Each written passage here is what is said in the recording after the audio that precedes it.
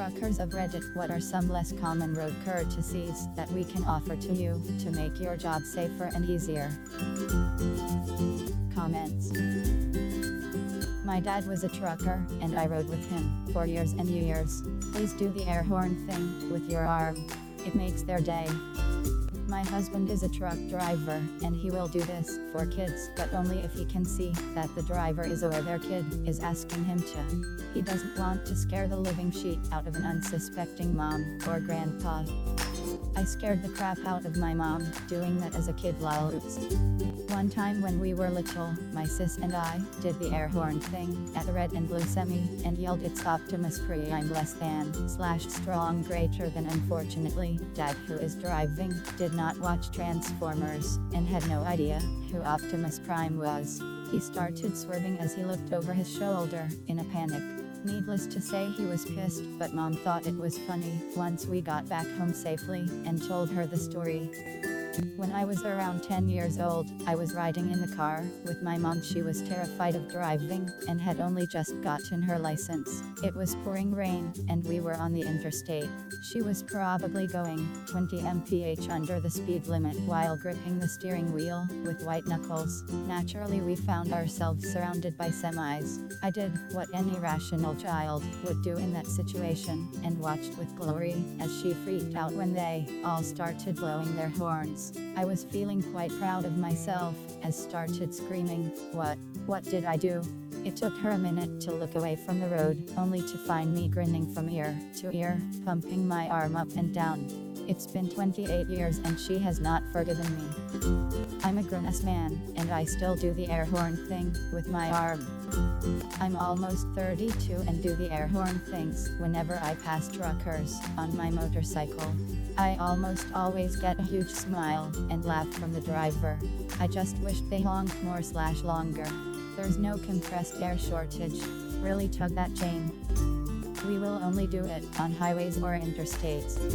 This is generally true, although I do recall a sunny afternoon on a rural delivery to a lakeside community, what looked to be an elderly gentleman with his tackle box in hand and his grandson beside, fishing poles in over their shoulders, like Andy and Uppy in Mayberry, walking down the side of the road, and the kid pumped his arm. If it were heavily residential or any time, but the middle of the day maybe not, but then and there, it seemed like it was obligatory. Don't park in no parking zones. They may look like an empty spot marked off for no reason, but they are often there to give the trucker room to back in his very long trailer in what is probably already a tight space. If you park there, they can't get in. Similarly, stop at the stoplight where indicated. Sometimes the line is far back from the intersection to allow trucks to make the turn.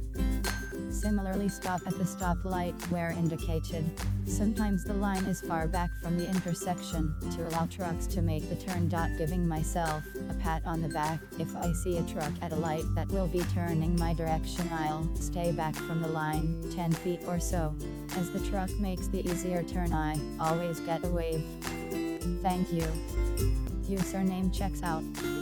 My dad was a trucker for a while, and would always complain about people who would pass just to get around him, then slow down to a speed slower than he was going in the first place. I'm not a trucker, and this is a daily problem for me. I'm always on cruise control, and end up playing leapfrog with people. Cruise control just makes you realize how the vast majority of people cannot hold a constant speed. They just know they have to pass whatever is near them, and then slow back down. If you glance over to the people who do this 90% made up statistics, they are texting or fiddling with something. When looking away they speed up, and then it repeats. So annoying. What's worse is when they snap back to reality after you pass them, and then try to play games. Had one dude today who was going 50 in a 65. I thought, okay, no big deal, I'll just keep my cruise and pass on the left. I do so, and merge in front of him. He then suddenly speeds up to get right on my ass, like I've greatly offended him somehow, goes to the left lane, then matches my speed, trying to make eye contact. I ignore him, and he goes in front of me. I think fine, I don't care, and reduce my cruise speed. He slows back down again to like fucking 45, and we repeat the song and dance all the way through the damn valley. fucking why. I drive for Amazon, and I once had to take a right turn into a gravel lot to drop off a trailer. When turning, you have to slow down a lot and make it a wide turn, so your trailer doesn't hit the curb or ditch on the side. Well, this turn had a ditch, and the fellow driving behind me was tailgating, and was also impatient. He misread my wide right turn, as me turning left for some reason, and then proceeded to speed up around me, which would have him heading directly towards my cab. So when he realized he effed up, he swerved into the ditch, and his car bounced back out of it, totaling his car.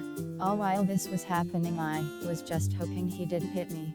I pulled into the lot all the way, so I wasn't blocking the road, and then got out and asked him if he was okay, and all he did was yell at me and curse, and then called the police. When the police got there and heard both sides and realized that he did it to himself because of his reckless driving, and that we didn't actually make any contact, they let me go about my day. The wife of the dude actually called me later and apologized for her husband, which I thought was hilarious. So yeah, don't tailgate a semi, people. Love this story. At least the guy didn't hit you. I couldn't imagine any greater test of your anger management ability than to have some idiot hit you and then proceed to scream at you like it's your fault. His wife calling you takes the cake, though. That's awesome. The wife calling is almost as good as the mom calling. I say this as a former trucker and as a regular driver. I appreciate the gesture, but please don't be polite. Be predictable. Follow all the rules of the road as written, and there won't be as much confusion. That is one of my biggest pet peeves. In my area, no one seems to know how to stop at a two-way stop. I've raged about it a few times, and people I considered pretty intelligent confessed they didn't know the rules, so they wave people through. Basically, if you're turning right, you're good. For some reason, people going straight like to stop and wave the people if left through. They do it in the dark when there is no way you can see them waving. They do it with tinted windows. I get so mad because I've had to sit through 5 minutes of openings only to have the person going straight stare at me until the opening passed. I've also seen near accidents where the person going straight goes when it's their turn, and the left turning person expected they were going to get a free pass. It's a headache. Yay, here we call the rule right of way, as in the right has the right of way. When I was a young driver, I had to take a defensive driving course. One of the things they drilled into our minds was that the right of way is something you yield less than /m greater than to someone, not something you less than em greater than have less than /m greater than. Even in situations where the other drivers are required by law to yield the right of way to you, you should never proceed as if you have it without checking what the other drivers are doing, because you can never be sure they're actually going to obey the law. We always flash our headlights to signal that it's safe for a truck to merge in front of us. They often reciprocate with a return flash of 4 ways as a thank you. Do not brake check. Stopping an HE000+ vehicle is a lot harder than you might think. Yup, it takes a real idiot to brake check a semi, and there are a lot of them. Every trucker I know, my relatives, and many family friends, has at least one dash cam. Insurance companies and the trucking companies will know with video evidence that the brake checker was breaking the law. Often it's preceded by swerving in front by the car, giving insufficient space with an improper lane change. If they collide, the truck driver gets a short break, maybe a paid couple days off while repairs are made. Sometimes that's a minor inconvenience if they had intended to see family or something, but most long-haul truckers are gone for months at a time, and it's actually a welcome break. The trucking company and their insurance company bill the idiot's insurance company for the damages and the lost time. The idiot who brake checked has to pay their own repairs, often are given a ticket by cops who are shown the video and points on their driving record, and their insurance rates will go up assuming they can continue to get insurance. The best case scenario for the idiot who brake checks a truck is that they get lucky and aren't hit. If they truly succeed, then not only will the idiot's car will be totaled, maybe they'll even die. They should get a reckless driving citation, which sits on their record for 3 to 7 years depending on your state, and their insurer will definitely find out and charge them the appropriate insanely high premium. Reckless driving and OWI are huge on your insurance, and that is literally what it is. It's simply reckless to cut off and slash or brake check a semi-truck, and they always play the victim when the law arrives. A dash cam should be standard in every commercial vehicle. I was on I-94 on vacation as a Canadian and saw a dude brake check a car. The car then emptied about 4 guns full clips into the dude and sped off. That was lesson 1 pound, and the only lesson required for that course. So since you're Canadian and the us is frequently made to look like that in our own media, I just want to say that that's not normal road rage. Please do not merge onto the highway at 40 mph. You are putting yourself, me, and everyone around us in danger when you do this. If I move over to the left to let you merge, either speed up or slow down so I can return to the right lane. Depending on where we are, I can get a ticket for hanging out in the left lane for too long. Can't tell you how many times I've sat with my turn signal on while the driver I just let merge just hangs out beside my trailer. When you are going to pass me and there is 300 of space ahead of me, there is no reason you should be merging in front of me 20 from my bumper. If you use your turn signal, I will less than slash m greater than let you merge. I don't mind that you are going 5 mph below the speed limit if that's what you're comfortable with, but don't speed up when you see me trying to pass you. If you're going to pass me, I'm not going to speed up, because not only am I governed at 65 mph, I actually want you to be as far away from me as possible. One less hazard I have to keep an eye on. If you're going to drive 5 mph below the speed limit, please stay in the right lane. People who casually drive next to big rigs at highway speeds blow my mind. I don't want to spend any more time than necessary in a lane right next to a vehicle 20 the size of my car. The only time you should drive up next to a big rig is if you're able to pass it and are passing it, unless there's a traffic jam. Real talk. I got ran off the road once because the guys to the front and rear of me wouldn't give me any room to get out from next to a semi 2-lane each way highway in central Washington, and he merged left, which caused me to run off the road into the median/embankment in the middle of each direction. Luckily it was winter and there was snow, otherwise I think I would have gotten a lot more hurt. Then some random guys saw me stuck and helped me get back into the highway, even waving off oncoming cars to give me room. That is my biggest fear, that they can't see me and merge into me. I always try to pass them as fast as possible. Learn how to merge onto the interstate. Look left early to determine traffic speed and openings. Don't wait until you are at the end of the on-ramp. Don't try to merge into 70 mph traffic at 45 mph. Match the traffic speed. Merging traffic doesn't have right of way, so pay attention. And signal. I have my signal on before the door, so people can see that I want in and can make room. It really annoys me when cars on the ramp all tailgate and then expect to merge in as a group going 10 under. Usually this is because the one car in front is going 10 under and the cars behind it want to get up to speed but can't. I own a trucking company. Here's some things we would love the public to practice. Keep in mind, this is for the large sleeper bunk with 53 trailer. The guys who live on the road. Never get in front of a truck when you're approaching an amber light or a red light. That truck may weigh up to 80k and you've just reduced his stopping distance. You can outrun him when the light turns green and get in front of him after. Tankers are dangerous, especially if they don't have baffles. Don't make any erratic moves around them, because if they have to suddenly stop, Newton's first law will fuck you up. If you're changing lanes in front of a driver, signal and slowly merge. Most drivers are trained to look several vehicles ahead, and they have a better view. Just give them space, they could already be adjusting for a situation that's out of your field of vision. In summary, give them space and time to assess the situation. If a truck hits you, you'll probably die, and the driver will be fine. Safety in large commercial vehicles primarily has the public in mind, and drivers are trained to be defensive. Trucks and loads are insured, therefore replaceable. At the end of the day, there is a human being in that truck, and they are prone to the same emotional behavior that non-commercial drivers have. Most drivers are very mature, however, have tons of patience, and have seen a lot of shit on the road. Edit. Thank you to everyone for all the upvotes, awards, and discussion.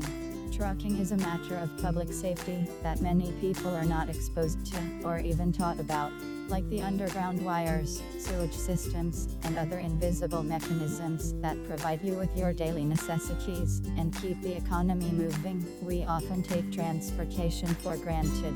Transportation companies invest a tremendous amount of money and resources into developing safe operations that keep the risk of danger to the general public as little as possible. Through the FMCSA and CSA, along with other various organizations in Canada/Mexico, are funded by taxpayer dollars and also provide transportation companies with a vast amount of resources to ensure our world-class logistics network operates seamlessly. As a company owner, it is extremely encouraging to see this dialogue and fascination with things that industry insiders take for granted. Can you elaborate a bit on what tanker baffles are and how they make the tanker safer? A liquid in a tank sloshes around back and forth, and the movement creates inertia, which can get transferred to the truck. If the tanker slams their brakes, the liquid is pushed forward to the front of the truck and then to the back, up to the amount of force applied on the brakes. Physics people, feel free to correct me. A baffle is a perforated barrier plate inside the tanker's every X length, which minimize the impact by acting as a buffer, so the sloshing doesn't impact the truck during a sudden front or back motion. I will add that any tanker carrying food product like milk cannot have baffles difficult to properly clean, so that liquid surge when braking can make things a little wibbly wobbly. Wibbly wobbly, that's a technical term. Oh my, literally never thought of this. Thanks for the explanation. Don't drive behind us with your high beams on. We might not have rear view mirrors, but we do have giant side mirrors that shine your headlights directly into our goddamn faces. Can we get this for everybody, please? I drive a lot for a non-trucker, and my absolute no question least favorite part about driving on highways is how many people tailgate me with their high beams on. Like, do you think I don't exist? That I don't have eyes? Please stop. I know you're proud of your custom headlights that have the power of 1,000 suns, but I need to see so that I don't run off the road. I got a new car that automatically dimmed the high beams when another car approached. Didn't know it did that, and it blew my mind a bit when it first happened. Also, it automatically threw the high beams up on a dark back road. What sorcery is this? I guess the point is that technology may be fixing this. Even more impressive are the modern matrix LED and similar headlights. Instead of dipping the high beam when a car is in front, they just switch off the parts of the beam where the car in front is, so you basically still have bright light illuminating the surroundings far ahead, and only the other car is shadowed out from the beam. Yeah, new cars have gotten so much better with this. For a humorous comparison, I used to drive a 76 Ford Granada first car in college, so don't judge, and everybody and their brother would flash their lights at me to imply I was blinding with my high beams. One click to high button was on the floor, and my front lights went airport landing strip bright. I did it as fast as I could, but I'm sure I blinded a few people. The Ford Grenade, as we called it. One of my college friends back in college was so proud of the brand new Grenade his father gave him for his birthday in '76. As a matter of fact, until that thing spent more time at the dealership than in the school parking lot. He dissed my admittedly crummy but always ran '67 Chevy, until I pointed out how many times I gave him a ride from / to the nearest Ford dealership. Keep talking, and you'll start walking. Don't text and drive. My dad is a trucker and was hit head-on by someone who was texting and driving. His semi dragged her car. He was so scared she had died, but she was okay. This was only 2 weeks ago. I see PPL watching videos while driving. Didn't know driving was so boring, you have to be on your phone. I live in a small village that has a few different key industries that involve big trucks regularly moving through the area. We have 0 traffic lights but so many 4-way stops. We all know the rules of whose turn it is at the 4-way stop. It is pretty easy to tell when a big truck is making a turn into your direction before your chance at the 4-way stop. If this is the case, keep your vehicle several car lengths away from the stop sign so the truck can take a big swing on the turn. It helps improve the flow of that 4-way stop and it earns you a wave from the trucker, which I find to be one of the highest regards I can receive. Ha ha ha. Staying with my great ampersand her husband for a few months, both truckers for 20+ years. I asked the both of them if they wanted to contribute to this thread. Their answer, hell yeah. 1. When a truck attempts to make a legal pass, please do not race us to beat the semi. We promise you, we will move back over into the other lane after we pass you. We can't slow down and need to avoid slower drivers too. If you are letting a semi driver get over, flash your lights twice. They will come in and will appreciate that hella. Been thanked by a trucker for this one. At a rest stop. 3. When passing a semi, please maintain the legal speed limit. Do not put your brake on. If I'm pulling 40,000 pounds, do you know how long that will take me to slow down for? If we don't move over for you to get on, it's because we are unable to. I have been given the bird so many times, and it ruins my day. When I'm carrying a tanker of flammable material, boxed in by other cars, I cannot move. 5. If you need to report a driver for unsafe behavior, you can write down the tanker number found on the back sides ampersand front, and their name should be on their driver's side door. Report any unsafe drivers to Department of Transportation. And lastly, 6. If you don't know how to merge onto the highway, stay the fuck at home.